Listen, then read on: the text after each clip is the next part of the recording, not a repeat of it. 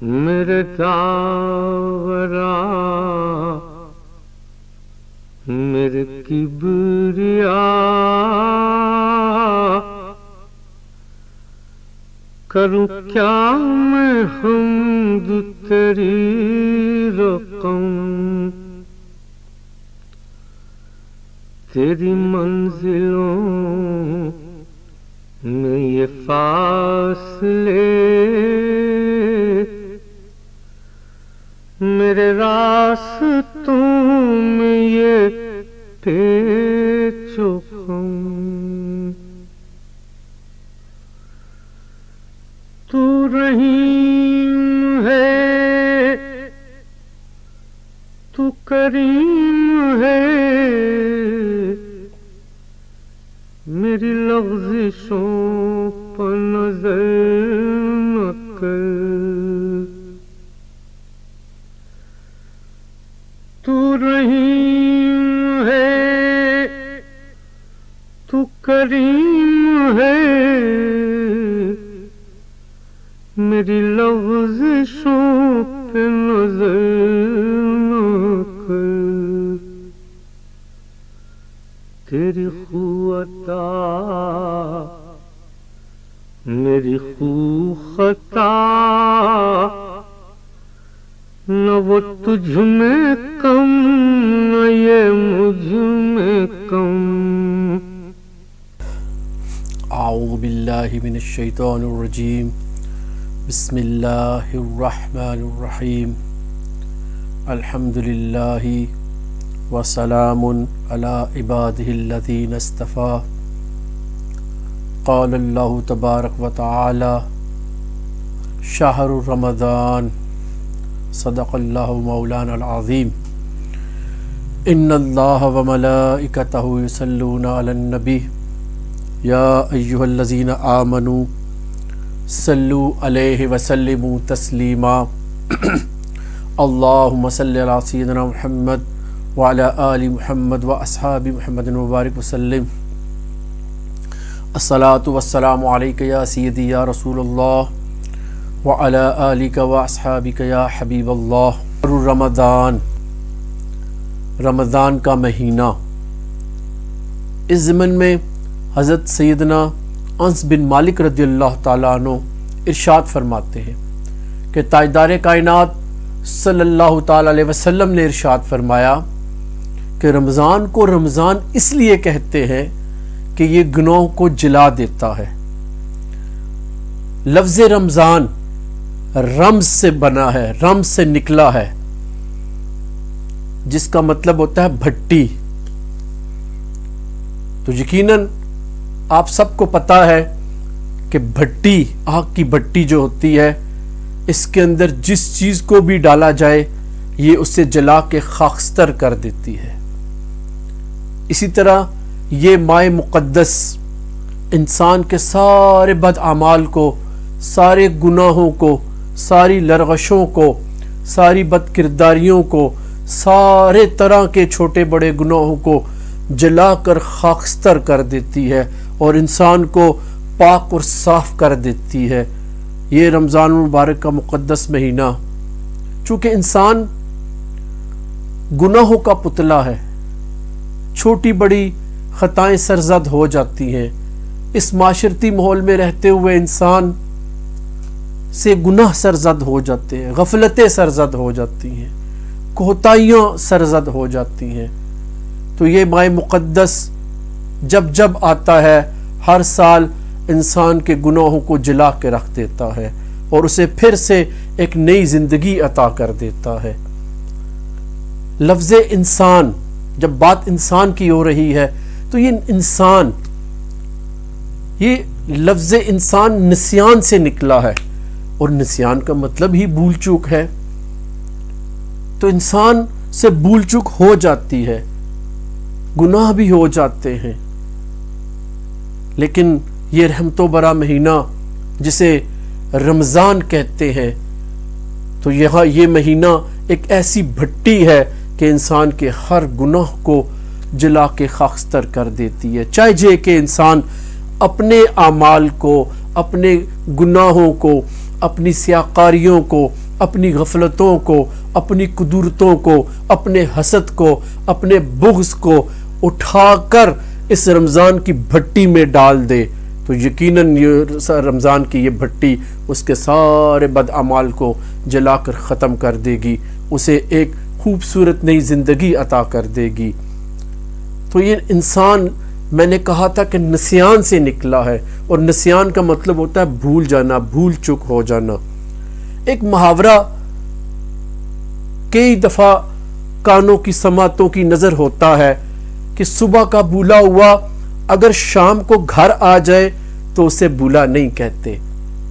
اسی طرح ساری زندگی کا خدا کا بھولا ہوا اگر رمضان کے مہینے میں اپنے گناہوں کو رمضان کی بھٹی میں ڈال کر جلا دے اور اپنے مالک کی طرف رجوع کر لے تو اسے خدا کی بارگاہ کا بھولا ہوا نہیں کہتے۔ یہ ماہ مقدس ہمیں اسی چیز کی نوید سناتا ہے کہ آؤ اپنے اعمال بد کو، اپنی غفلتوں کو، اپنی کوتاہیوں کو میرے اس بھٹی میں ڈال دو، میں اسے جلا کے خاکستر کر دوں گا۔ اور پھر رب کائنات نے اسی کلام مجید میں ارشاد فرمایا لعلکم تتقون، یہ رمضان جب تم اس کے سارے لوازمات کو پورا کرو گے، اس کے حقوق کو ادا کرو گے، رمضان کا ادب کرو گے اور اس کے اندر ڈھیروں نیکیاں کرو گے تو یقیناً جو رب کائنات چاہتا ہے کہ لعلکم تتقون، کہ وہ تمہیں چاہتا ہے کہ تم پرہیزگار بن جاؤ۔ وہ رب کائنات جو ماؤں سے کئی گنا بڑھ کر اپنے بندوں سے محبت کرتا ہے، وہ تو چاہتا ہے کہ کوئی ایسا معاملہ بنے، کوئی ایسا بہانہ بنے کہ انسان میری طرف پھر سے راغب ہو، میرے محبوب علیہ السلام کی امتی پھر سے میری طرف رخ کریں۔ تو یہ ماہ مقدس تے انسان، تجھے تو مالک نے اپنے لیے پیدا کیا تھا، تجھے تو مالک نے اپنے عرفان کے لیے پیدا کیا تھا، اپنی پہچان کے لیے پیدا کیا تھا، تو اس دنیا میں آ کر کیوں غفلتوں کا شکار ہو چکا ہے؟ تو کیوں اس سے منہ موڑے زندگی گزار رہا ہے؟ ایک محاورہ سالوں سے، صدیوں سے ہمارے کانوں میں گردش کر رہا ہے کہ صبح کا بھولا ہوا اگر شام کو گھر آ جائے تو اسے بھولا ہوا نہیں کہتے۔ اسی طرح ساری زندگی انسان اپنے رب کو بھول جائے، رب سے بھولا رہے، اور اس مقدس مہینے میں وہ اپنے رب کی طرف رجوع کر لے، منہ موڑ لے تو اسے بھولا ہوا نہیں کہتے۔ تو اللہ تبارک و تعالی اس ماہ مقدس کی برکتوں کی صدقے،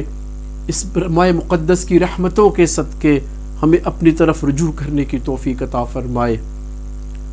اور ہمارے ظاہر اور ہمارے باطن کی ساری غلاظتوں کو اللہ تبارک و تعالیٰ اس رمضان کی بھٹی میں ڈال کر خاکستر فرمائے اور ایک اچھا، خوبصورت، باعمل اور با کردار مسلمان بنائے۔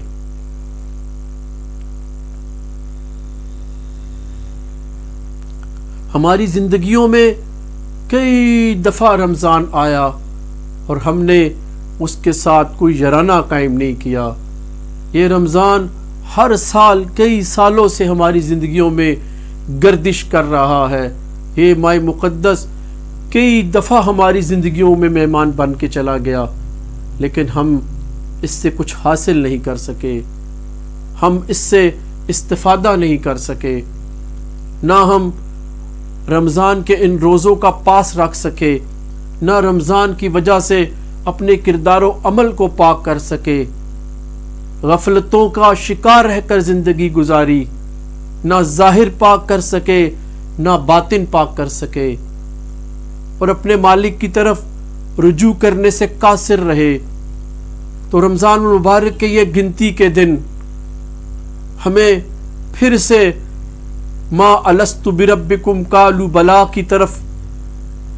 اشارہ کرتا ہے کہ تو کہہ کے آیا تھا اے مالک، ہاں تو ہی ہمارا رب ہے، اور اس دنیا میں رہ کر آ کر تو نے اس مالک کو بھلا دیا، اس مالک کی یادوں سے اپنے سینوں کو خالی کر لیا، اس مالک کے حضور سجدوں سے پیشانیوں کو محروم کر لیا۔ تو یہ ماہ مقدس، یہ رمضان مبارک کی ساعتیں ہمیں پھر دعوت فکر دیتی ہیں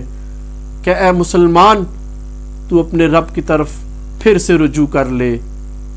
تو وہی بھولا ہوا ہے جس کے بارے میں کہا جاتا ہے کہ صبح کا بھولا ہوا اگر شام کو گھر آ جائے تو اسے بھولا ہوا نہیں کہتے. تو بھی ساری زندگی اپنے رب کو بھولا رہا. اب اس ماہ مقدس کی ان برکتوں کی ساعتوں میں، دنوں اور لمحات کے اندر اگر تو اپنے رب کی طرف منہ موڑ لیتا ہے تو تجھے رب بھولا ہوا نہیں کہے گا. تیری ایک ایک حرکت کو، ایک ایک لمحے کو، تیری ایک ایک عبادت کے ایک ایک حصے کو اپنی بارگاہ میں قبول کر لے گا. یہ تو ویسے ہی نوازنے کی لک والا مہینہ ہے، یہ تو عطا کرنے کے لیے آتا ہے. کاش کہ اللہ تبارک و تعالی ہمیں اس ماہ مقدس کی برکتوں کو سمیٹنے کی توفیق عطا فرمائے اور ہماری زندگی کی سابقہ ساری غلطیوں کو معاف فرمائے. ایک نہ ایک دن ہم سب نے اپنے مالک کی طرف پلٹنا ہے.